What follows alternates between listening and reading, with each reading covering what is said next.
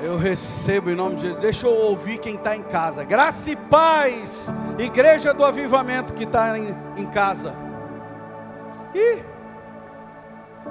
Mas a gente sabe que chega lá e estamos todos apacentados. Você que está aqui, continua em pé, abra a Bíblia no Salmo 133. Você que está em casa, abra a Bíblia no Salmo 133, mas você vai ser um pouco mais ágil aí na sua casa. Vai mandar o link para alguém, para algum discípulo, para algum parente, para algum familiar, algum amigo, porque Isaías 55:11 diz que a palavra de Deus não volta para ele vazia, mas ela cumpre a obra para a qual foi enviada e ainda prospera. Então a palavra que vai servir para você, para sua família, com certeza pode alcançar alguém que está aí até desapercebido que precisa de uma palavra. E você enviar um zapzinho, um link, ou dar uma ligadinha, sei lá o que você vai fazer, mas contactar alguém e dizer: nessa viração do dia eu estou cultuando a Deus, mesmo de forma virtual, e eu queria convidar você a participar desse momento comigo. Eu tenho certeza que Deus pode operar um milagre, porque não tem muita expectativa no ser humano, não tem nada de especial na minha vida. Eu tenho tanta carne e tanto sangue como qualquer outro, eu tenho tanta aliança com Deus como qualquer outro.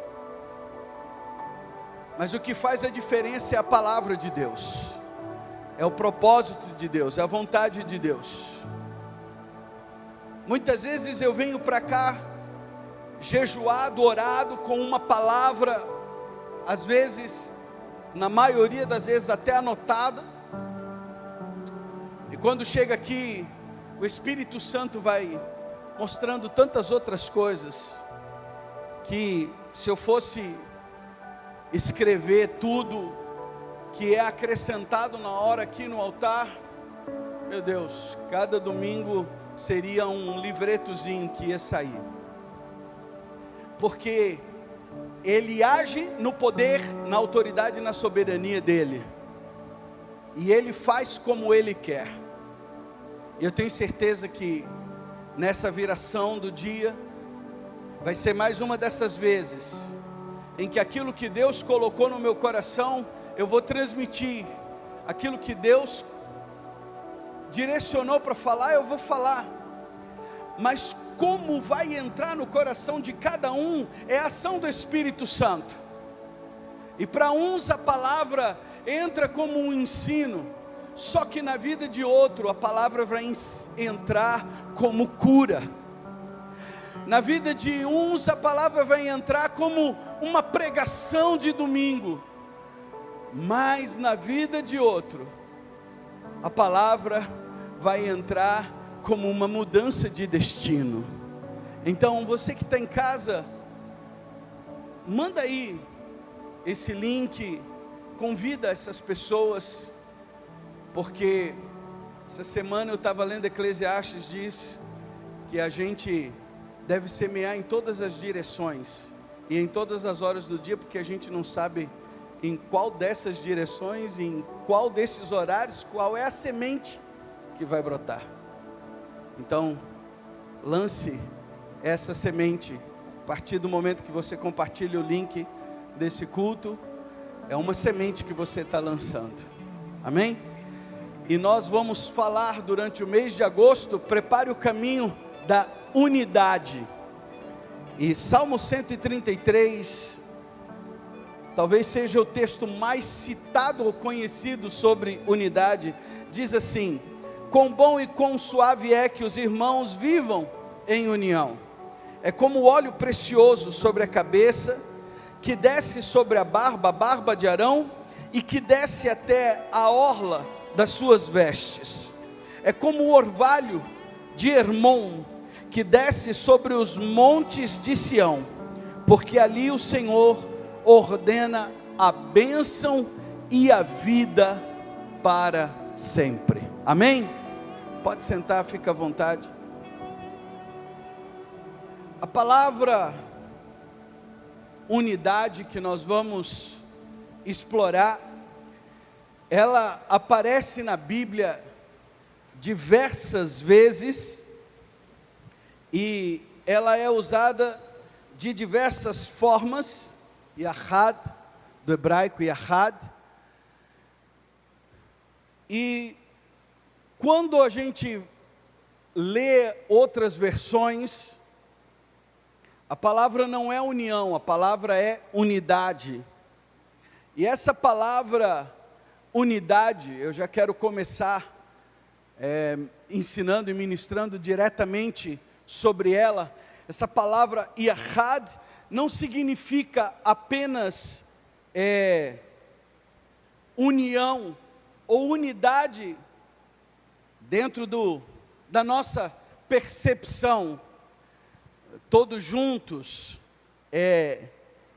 igualmente, mas ela tem um peso de coesão. Não é o unido que se dispersa, não é o unido que afrouxa, que se desfaz, é o unido que se completa, é o unido que se consolida, que se fortalece. E aí, Deus de alguma forma mostra ao salmista que isso é muito bom, que os irmãos vivam em unidade. E a gente podia falar de vários aspectos dessa unidade, e ao longo desse mês nós iremos falar sobre a maior parte desses aspectos, como a Bíblia revela e como se aplica no nosso viver. Hoje eu quero compartilhar a palavra como se fosse já uma introdução para o mês todo, para a gente fluir na sequência de todos os outros domingos. Então, olhando para essa palavra unidade, nós podemos pensar na unidade dentro de um indivíduo.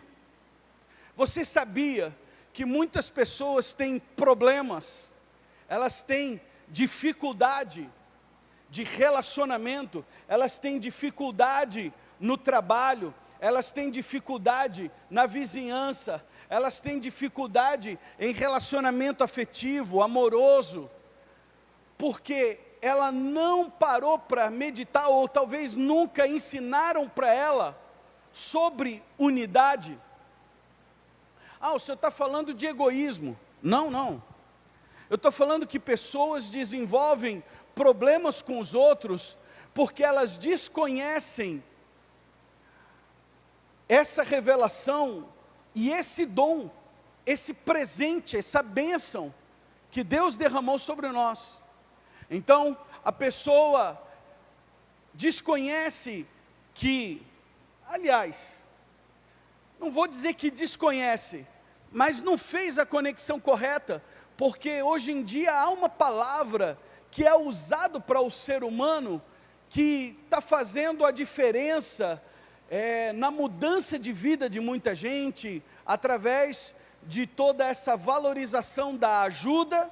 Nós saímos de um período onde a autoajuda era muito valorizada. Hoje nós estamos numa época da humanidade em que procurar ajuda, então aí tem os mentoring, tem os mentors, tem os coaches, tem os psicólogos, tem os conselheiros, tem os psicanalistas, tem os psiquiatras, que não estão sendo mais procurados apenas por causa de distúrbios crônicos ou graves, mas estão sendo procurados preventivamente, graças a Deus.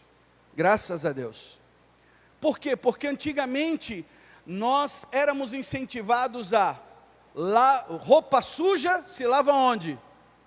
De preferência, escondido no fundo do quintal. O que isso significava?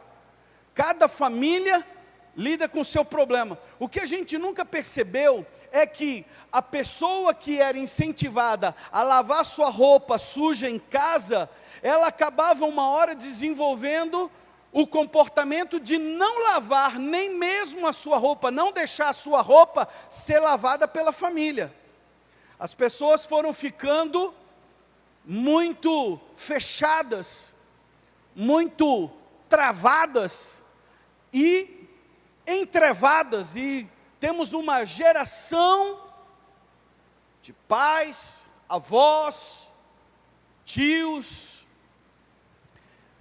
verdadeiramente entrevados, homens e mulheres que às vezes até falam alguma coisa valorosa para outra pessoa, mas é só o falar porque temos dificuldade de expressão. Somos uma geração marcada pelo homem não chora, somos uma geração marcada por aquele ensino altamente psicológico: engole o teu choro. Tinha acabado de apanhar, engole o teu choro. Posso que isso tem a ver com unidade? Nós somos espírito, possuímos uma alma e habitamos num corpo. Se você está nesse ministério há muito tempo e ainda não ouviu isso, aprenda. Faz parte da nossa doutrina, faz parte do nosso credo. É isso que nós acreditamos, com diversos textos para fortalecer o nosso posicionamento. Eu sou espírito, é o espírito que volta para Deus. Eu sou espírito, eu possuo uma alma, e tanto o espírito quanto a alma habitam num corpo. A maior parte dos problemas é justamente não haver unidade entre espírito, alma e corpo. Às vezes o corpo está enfermo, a alma fica desestabilizada, e a pessoa não é treinada para, através do Espírito, buscar ajuda em Deus e trazer paz para a alma e trazer cura para o corpo. Nós estamos aí numa campanha violenta contra esse marketing doentio de tentarem apresentar um transexual para homenagear os pais. Você ter tolerância por alguém que fez uma opção sexual é uma coisa. Agora, você querer que essa pessoa que fez uma opção, que, diga-se de passagem, contraria a vontade e a soberania de Deus, mas ela fez uma opção. Ok, eu posso amar o pecador, sim ou não? Mas eu não preciso fazer propaganda do pecado, ok? E passar isso como se fosse normal, passar a imagem como se fosse natural.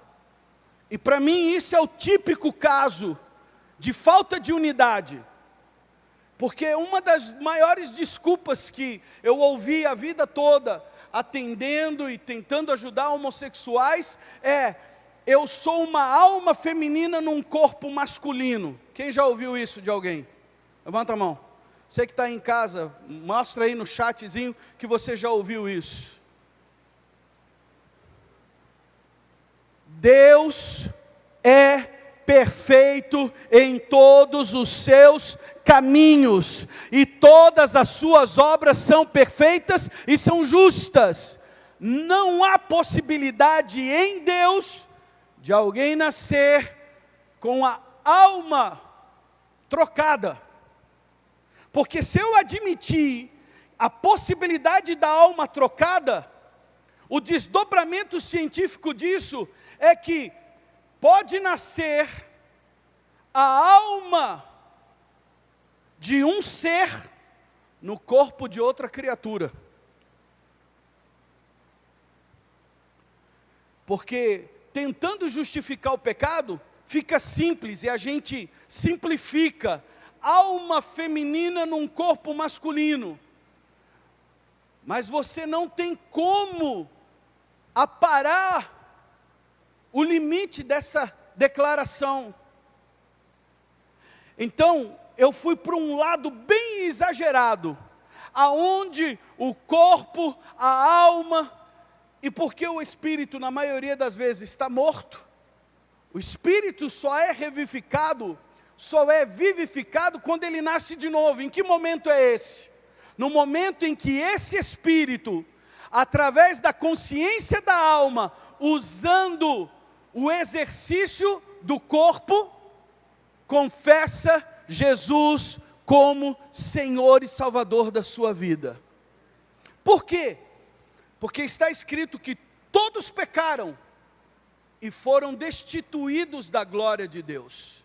Nós nascemos em pecado, então nosso espírito não tem uma ligação direta com Deus.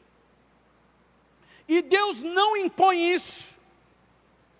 Os satanistas ficam loucos quando algum pregador anuncia essa verdade. As pessoas usam a palavra livre-arbítrio à torta e à direita e não conseguem enxergar o tamanho do dom e da revelação sobre isso. Que Deus não impõe, a pessoa nasce e ela vai ter a oportunidade de dizer: Deus, eu creio que Tu és o Criador, e eu quero ter relacionamento contigo, e se é através de Jesus, então eu quero Jesus na minha vida, para eu poder ter relacionamento com o Senhor, que é o Criador do universo, o Criador da vida. Porque Deus, na sua soberania, autoridade e poder, poderia fazer com que todo mundo nascesse já crente e escravo de Jesus. Sim ou não? Tem poder para isso ou não? Tem. Mas aonde entraria o amor? Aonde entraria a fidelidade? Porque você sabe que tem muito crente que é fiel por falta de oportunidade de ser infiel, né? Sabe como é que eu sei isso? Porque na hora que pinta a oportunidade dele ser infiel, ele mostra que ele não é fiel. Ele passa às vezes uma vida dizendo que é fiel. Por quê? Porque não teve a oportunidade da infidelidade. Mas na hora que ela pinta, aí ele mostra que fidelidade para ele era um conceito da boca para fora. Então onde ficaria a fidelidade, o amor, a aliança, se Deus não permitisse? Porque esse é o único livre-arbítrio. Isso faz parte do nosso credo, faz parte da nossa doutrina. Aprende aí. Esse é o único livre-arbítrio que o homem nasce. Dizer sim ou dizer não para Deus. A partir daí, já era. Porque nós queremos às vezes administrar o livre-arbítrio, concorda comigo? Eu digo sim para Deus, mas tem hora que eu quero usar o livre-arbítrio para dizer não para Deus. Não funciona assim o livre-arbítrio. Nós temos um livre-arbítrio, um. E esse único livre-arbítrio é para dizer sim ou não para Deus. O sim para Deus tem suas consequências, e o não para Deus também terá os seus resultados e as suas consequências. Então, na maioria das vezes, o problema é que o espírito ainda não foi vivificado, está morto, não recebe influência de Deus, recebe influência da carne, recebe influência do mundo espiritual no geral, mas não recebe influência do mundo espiritual diretamente, especificamente de Deus na vida dele. E aí o que acontece? A alma vai para um lado e o corpo outras vezes não acompanha a alma. E a pessoa vive num dilema. E tem pessoas, irmãos, eu preciso só mencionar isso, não vou discorrer sobre isso. E tem pessoas que a própria alma, não é nem a alma e o corpo, a própria alma, ela vai cada um para um lado. Cada parte da alma vai para um lado. Um dos filmes que eu assisti e repeti para estudar ele, não aconselho quem não tem firmeza na fé para assistir, chama Fragmentado, Split em inglês, a respeito de um jovem que tem 23 personalidades dentro de um mesmo corpo, e a 24ª está chegando e é terrível. Esse era o slogan do filme. Mas é interessante poder usar aquele filme como uma metáfora, que a gente cruza com muita gente na rua assim, que a gente dá a desculpa que é temperamento, né? Não, é temperamento, a pessoa nasceu assim, que de manhã ela está sorridente, ao meio-dia ela está explosiva, de tarde ela está chorosa, e de noite, bom, só Deus sabe. A alma toda desunida. Por quê? Porque ninguém nunca ensinou sobre espírito, alma e corpo. Você percebe que a unidade pode ser a respeito de um ser humano só? Percebeu no que eu estou falando? Que a gente pode usar, a gente poderia ficar o mês todo de agosto falando sobre unidade só dentro da pessoa, mas não tem só isso. Se você puder olhar depois lá no livro de Gênesis capítulo 11, o que é que Deus fala sobre a unidade da linguagem, como gerou a unidade de propósito, e qual é o poder que isso desencadeia numa geografia e num território.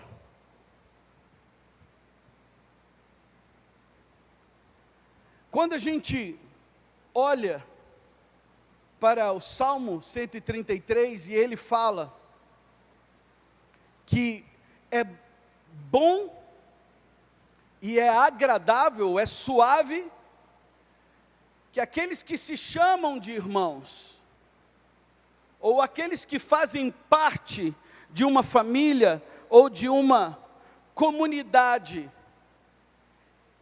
eles andem em unidade. Eu não sei se você percebeu a redundância do meu discurso. Comunidade, que eles andem em unidade. Aquilo que hoje é apenas uma descrição social, comunidade, distinguia, na verdade, uma prática, um grupo que estava em unidade, eram comuns em unidade, e daí formavam uma comunidade, eram comuns em unidade, ou seja, ninguém queria ser mais do que o outro, como também ninguém queria ser menos que o outro, todos queriam ser comuns, porque havia entre eles unidade. Então você percebe que essa palavra unidade, ela gera muita transformação, ela é responsável por muita transformação. Entre nós evangélicos, essa palavra muitas vezes é citada, ou deixa eu colocar a ideia de uma forma diferente aqui. Essa revelação e esse conceito de unidade muitas vezes nós vivemos ele com outra palavra que a gente chama de concordância. Está lá em Mateus capítulo 18. Tudo quanto concordarem e pedirem ao Pai, em meu nome, eu o farei. Tem respostas. Quantas vezes a gente já ensinou isso em escola de intercessão, em seminário, em conferência? Olha, a oração feita em concordância. O que é essa concordância? Na verdade, orar em unidade. Orar em unidade. Como desata milagres, como desata respostas rápidas. E toda essa simbologia do óleo, no verso 2, é como o óleo precioso sobre a cabeça. Está falando de um óleo específico, o óleo que tinha uma fórmula que não podia ser reproduzida, o óleo que era limitado ao templo, ao tabernáculo, só podia ser usado na presença de Deus. Era o óleo sacerdotal, era o óleo da unção. E diz, esse óleo desce sobre a cabeça. Mas presta atenção na linguagem que o Espírito Santo deu ao salmista. Não é em gota. A gente aqui, para ficar mais prático, coloca num esguichozinho. A bispa Tânia teve uma época que apresentou para nós, a Kênia já está até rindo, apresentou para nós o óleo em spray, que era para não precisar nem tocar no endemoniado, era só no tch, tch, dava só uma espirradinha no cão. Tch. E a gente, às vezes, pensa, né? Há muitos anos atrás, o povo tinha um certo medo da unção aqui na restauração, porque tinha que vir com a roupa que não ia usar depois, porque a gente não economizava no óleo, em qualquer unção que a gente ia fazer. E as irmãs já desistiam de fazer um cabelo diferente em dia de evento, em dia de culto que ia ter unção. E muitas vezes, quando eu cheguei com a mão lambrecada de óleo, ai, minha chapinha, apóstolo. Tinha outras que falavam em línguas. Quando eu chegava perto, com a mão ou o chofar cheio de óleo, a escova progressiva, a escova progressiva, a escova progressiva. Eu não sabia que aquilo era tão caro, rapaz. Percebe a linguagem? É como o óleo precioso que desce sobre a cabeça, mas não é um óleo que para na cabeça. É um óleo que escorre pela barba e não fica no rosto. É um óleo que não acaba e vai até tocar a gola, até tocar as vestes. É muito óleo. Então, Deus está dizendo para nós não colocarmos medida na unidade. Ah, vamos ser unidos na hora do churrasco. Vamos ser unidos na hora da bola. Ih, tá ruim, hein? Na hora da bola é que a gente vê quem é os irmãos.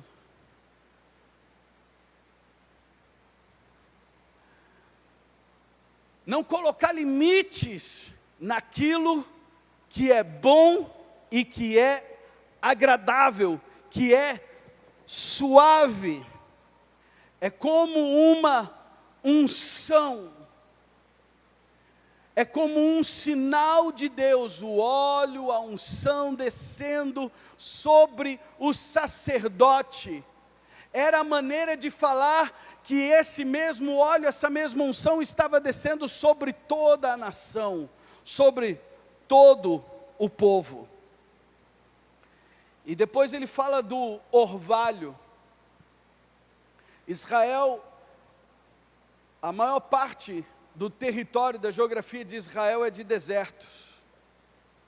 O Monte Hermon é o monte mais alto, e lá ele tem neve, ele congela. E quando chega a época de descongelar, uma névoa sai do Hermon e se desloca.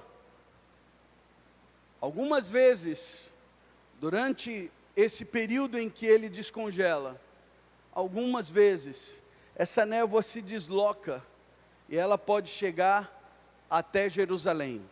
O Monte Hermon está lá no norte, quase fronteira com o Líbano, ok? Quase fronteira lá com o Líbano.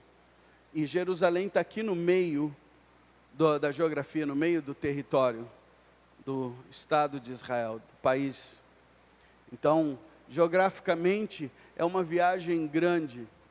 Só que essa névoa, ela traz um frescor sobre Jerusalém. Essa nuvem lá nos altos. E algumas vezes ela goteja, ou outras vezes é como o texto diz, é um orvalho. Mas é suficiente para trazer prosperidade, para regar a terra. Ele não está falando apenas de uma brisa agradável, uma temperatura agradável. Está falando de uma manifestação da bênção que pode ser palpável. É como o orvalho que sai do Hermon e vem até Jerusalém, até os montes, ou até o Monte Sião. Por isso que eu falo Jerusalém, porque é onde ela está. Monte Sião, Monte das Oliveiras, Montes Copos, e assim por diante. Monte Moriá. E esse orvalho vem e traz literalmente o que está no final do texto. Ali Deus ordena o quê? A bênção e a vida para sempre. Todas as vezes que eu ensino, que eu explico sobre isso, eu preciso fazer uma nota de rodapé. Para nós é extremamente complicado ter entendimento de palavras como essa, porque a gente mora na frente do Tapajós. A gente conhece chuva às vezes de dezembro até agosto, ou até julho. A gente conhece água, nós não temos dificuldade. Tem gente que vai colocar um varal no quintal, cava da água no quintal, para colocar um varal. Então a gente não sabe o que é, às vezes, orar e esperar por 8 meses, por 10 meses, às vezes por 12 meses, sem cair uma gota sequer de água do céu. E ver o único rio que corta todo o país, minguando, secando. Alguns poços começam a rarear a água. A gente não tem ideia do que é deserto. Então a gente não sabe o tamanho da bênção que é um orvalho descer sobre uma região seca. Qualquer semente que esteja ao alcance daquele orvalho, vai cumprir o propósito, vai cumprir a essência de ser semente, e ao ser tocada com um anúncio, um prenúncio de água, que é o orvalho, ela floresce. Como no livro de Jó, que ele diz que a árvore cortada e a raiz tirada do solo ao cheiro das águas, voltará a florescer, brotará. A unidade é esse ambiente aonde aquilo que está aparentemente morto e longe de florescer, dentro do ambiente da unidade, começa a ter vida novamente, começa a ter prosperidade novamente, começa a ter bênção novamente. Em toda a extensão da Bíblia, você vai ver esse conceito, esse dom e esse princípio. Você já leu lá em Eclesiastes, é melhor serem dois do que um. Melhor serem dois do que um, porque se um cair, o outro pode levantá-lo. Se dormirem juntos, um pode aquentar o outro. E assim por diante. Você vai ver como Jesus ensinou isso aos seus discípulos, ao ponto de influenciá-los de uma forma tão poderosa. E eu quero me deter mais uns momentos nessas duas palavras do final do versículo 3. A palavra berachá ou beracá e a palavra rai. Ali Deus ordena a bênção e a vida, e Ele não estava falando apenas do Monte Sião. Deus está falando da unidade. Quando a unidade está presente no casamento, os problemas são resolvidos, as dificuldades são sanadas, os desafios são superados. Quando nós temos unidade no lugar de trabalho, a produtividade é maior, a incidência de problemas é menor. Quando nós temos unidade no meio da sociedade, aí a gente escolhe os benefícios de uma comunidade. Porque na verdade hoje nós somos cidades, nós somos ajuntamentos de pessoas, nós somos aglomeração de gente, estamos longe de sermos comuns. Eu não sei o que acontece com o ser humano a nível, vou falar de Santarém porque é onde eu vivo,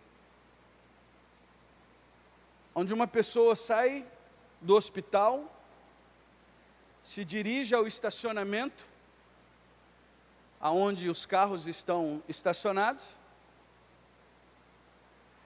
e um indivíduo, que eu tenho que ser bastante educado e social, e chamar ele de ser humano, está com as duas portas do carro abertas, abre a porta de trás, abre a porta da frente, e ele está ali no meio, com o bilau de fora urinando, em pleno estacionamento de um hospital. Me diga se nós vivemos em comunidade. Se isso é, mas apóstolo é uma pessoa, não é não? Aqui na esquina da Frei Ambrósio com a Rui Barbosa, tem um barzinho, que quem passa da igreja, sai daqui e vira lá, já viu diversas vezes o pessoal,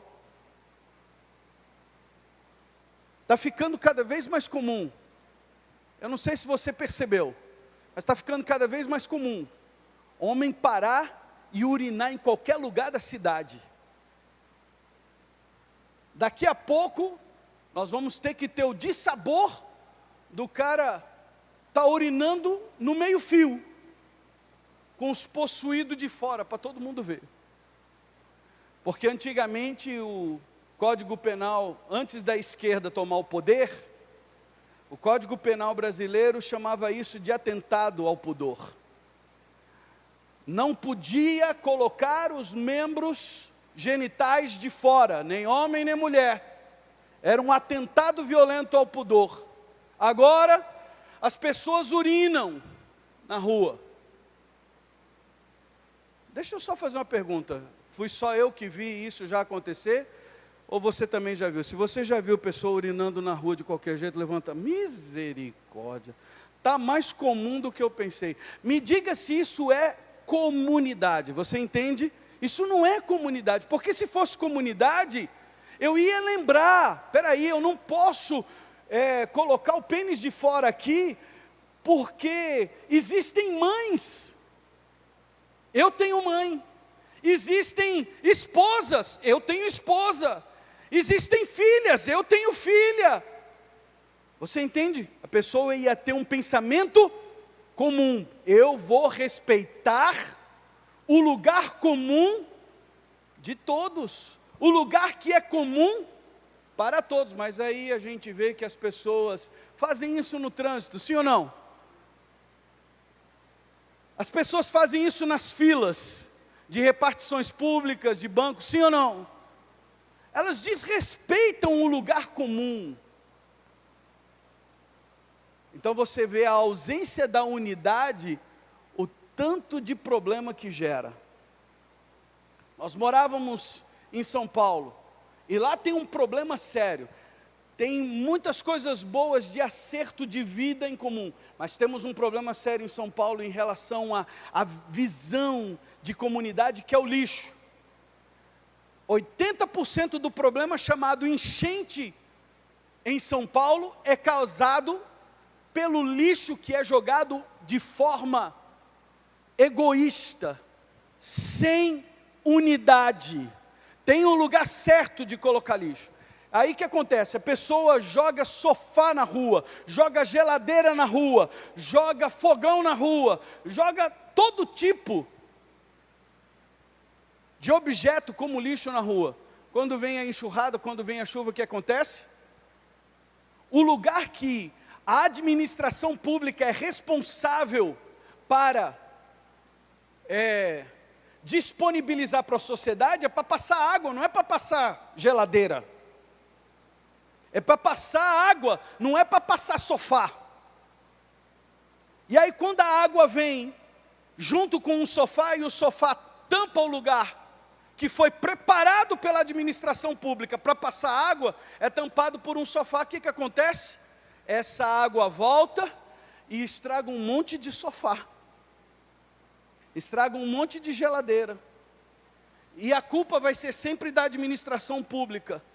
Só que a administração pública não tem como administrar pessoas, e as pessoas causam problemas. As pessoas cavam um buraco e deixam um buraco aberto. A máquina vem, aplana na rua, os carros começam a passar um pouco mais rápido, e o dono, o proprietário da casa diz: ah, eu não aguento essa poeira. O que ele faz? Pega uma picareta, pega uma enxada e faz o quê? Cava um buraco ou então faz uma lombada, para não ter poeira dentro da casa dele. Não tem senso de unidade. E aonde não tem unidade, começa a faltar vida e começa a faltar a bênção. Começa a haver maldição.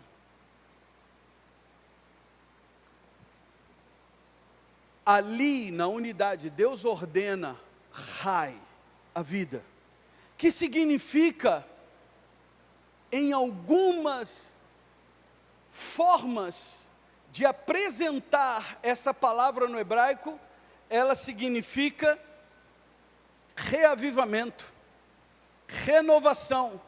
E a última palavra que ela significa, quando ela é usada para o coletivo, comunidade.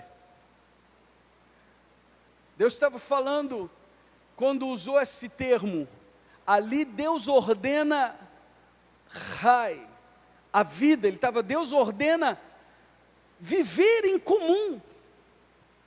Porque quando a gente vive em comum, a bênção flui de forma melhor, mais fácil e mais abundantemente. E a bênção, beracá ou berachá, significa unção, significa prosperidade, significa louvor de Deus, um presente, um dom, acordo de paz. Aonde tem unidade, sempre tem acordos pela paz ou acordos de paz. Aonde tem unidade, sempre vai acontecer a prosperidade. Quando eu citei o capítulo 11 de Gênesis, fala disso, que Deus olhou para o que Nimrod estava fazendo para construir a torre naquela região, uma torre para tocar os céus, e Deus confundiu a língua e deu o nome de Babel, que foi onde surgiu a cidade de Babilônia.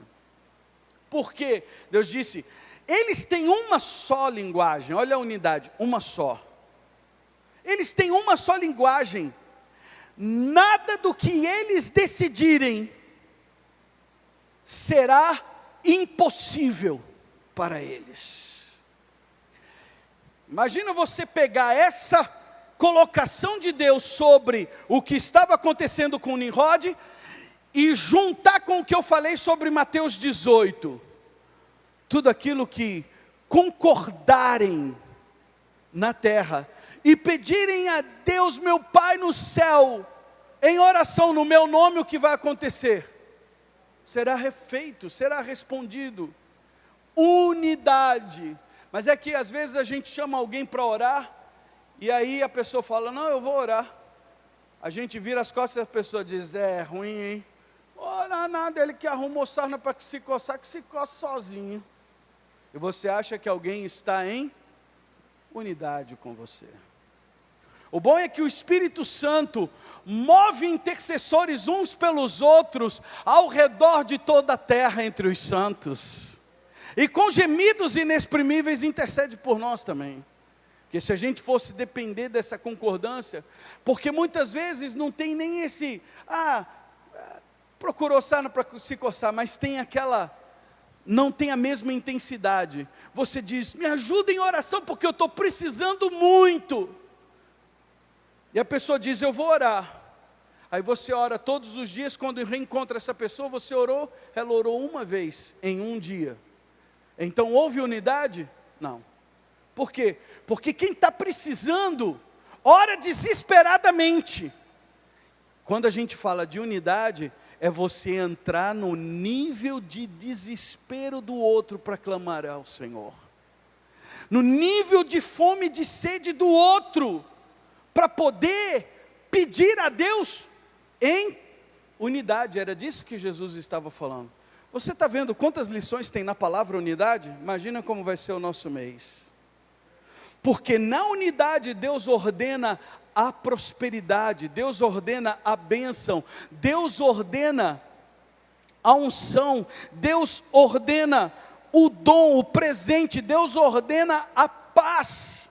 Na unidade Deus ordena a vida, comunidade, reavivamento, renovação, vida. Eu quero então, antes de concluir, dizer que se faltar alguém para fazer unidade com você, Deus enviou Jesus, o seu próprio Filho, para garantir que não falta unidade no céu, para que você seja abençoado. E eu quero te dizer algo muito importante nessa noite. Já está de noite? Já. Te dizer algo muito importante nessa noite. O mundo inteiro pode faltar unidade para te abençoar, mas se você tiver a bênção do céu, se você tiver a unidade da eternidade, vai ser suficiente para você receber tudo que Deus prometeu. Porque que adianta você ter a unidade do mundo todo, ganhar o mundo todo e perder a sua alma? Então, quando você entrega a sua alma para Deus, começa uma unidade de espírito, e o teu corpo vai desfrutar de todas as bênçãos e de toda a vida dessa unidade. Jesus ensinou isso, lembra? João capítulo 17, eu e o Pai somos um, vocês devem ser um. Se vocês forem um como eu e o Pai somos um, o que acontecerá? O que Jesus disse que ia acontecer? O mundo vai crer que eu sou o Senhor. Vê aonde a nossa falta de unidade está prejudicando a terra. Porque a gente prega muito o Evangelho, prega muito o amor, mas a nossa unidade é complicada. E aí o que acontece? Eu estava conversando com um pastor da Universal, o Jonilson tinha me falado dessa notícia, e logo depois eu conversei com o pastor Ângelo, que é o responsável pela Igreja Universal do Reino de Deus aqui, inclusive ele é candidato a vereador, que Deus o abençoe. E nós estávamos conversando e eu perguntei sobre essa situação lá na Angola. É isso? Angola, né? Angola. E ele estava contando, apóstolo, pastores, líderes naturais, né, líderes nativos que foram levantados lá na Angola, mas foram confrontados no pecado. Estavam em pecado, foram disciplinados, e aí não gostaram e contaram uma outra história, e se apossaram de 6, foi 6 ou foi 4? 6, né? 6 catedrais construídas pela Universal. Está um escândalo diplomático terrível. Falta de unidade. Como é que depois vai falar de salvação, vai falar de amor, se está brigando por tijolo, está brigando por prédio, por placa, por nome? Você percebe? Jesus falou que, olha, se vocês forem um como eu sou um com o Pai, o mundo vai crer que o Pai me enviou. Eles vão crer que vocês são meus discípulos. Vão crer que vocês são meus discípulos. E daí você vê que esse ensino chega na linguagem de Paulo, o escritor de maior influência no Novo Testamento. Escreveu a maior parte do que a gente conhece como Novo Testamento. E na carta que Paulo escreve aos Coríntios, ele fala dessa unidade, ele fala, ei, por que tem um dizendo que é de Paulo, outro dizendo que é de Apolo? Todos nós somos de Cristo Jesus.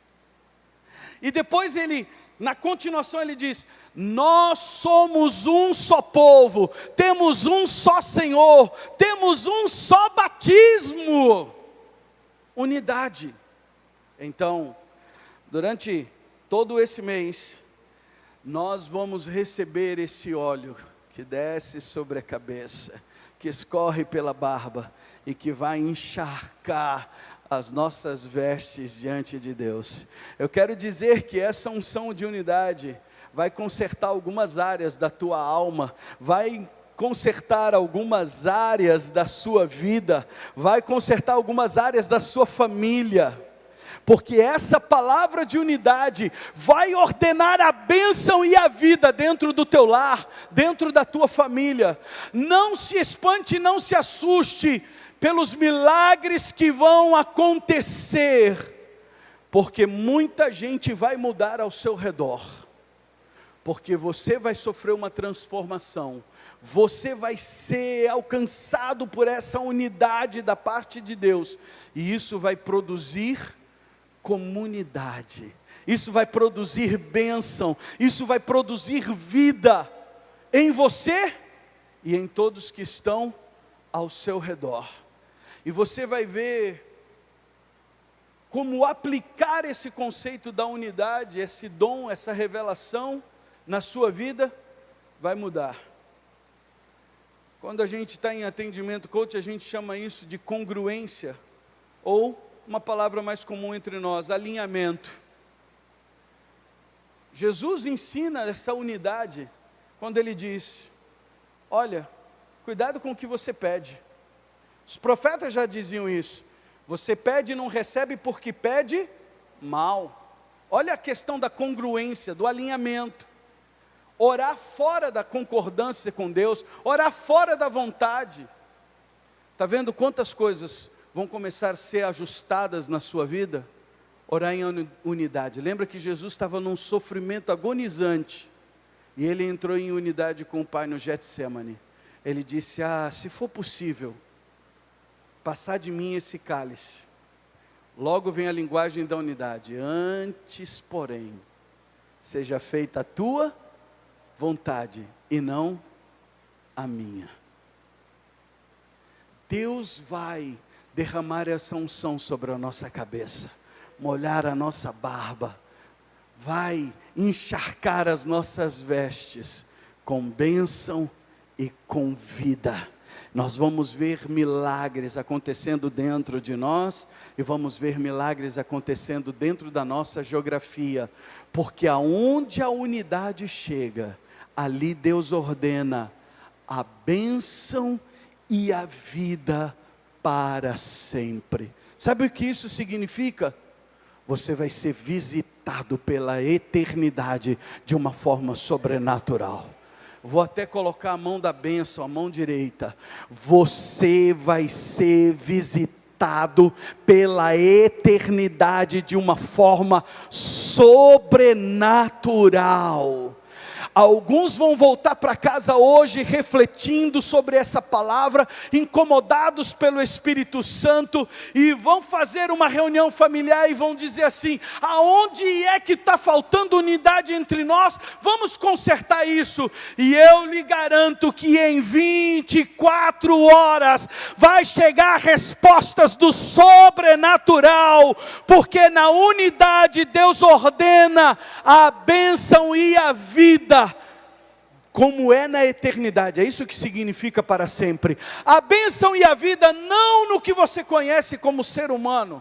A bênção e a vida como ela é na eternidade. A bênção e a vida como ela é na eternidade vai entrar na sua casa, vai entrar no seu lar, vai entrar na sua família. Ei, abra o seu ouvido, porque essa palavra vai entrar como um decreto. A bênção e a vida como ela é na eternidade vai se manifestar na tua alma.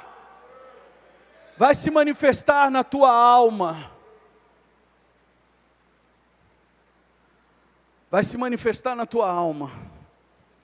Nós falamos isso aqui uns 2 meses atrás, a palavra de João para o amigo dele, Teófilo, que a tua alma, que você seja próspero como é próspera a tua alma. Ei, o teu espírito,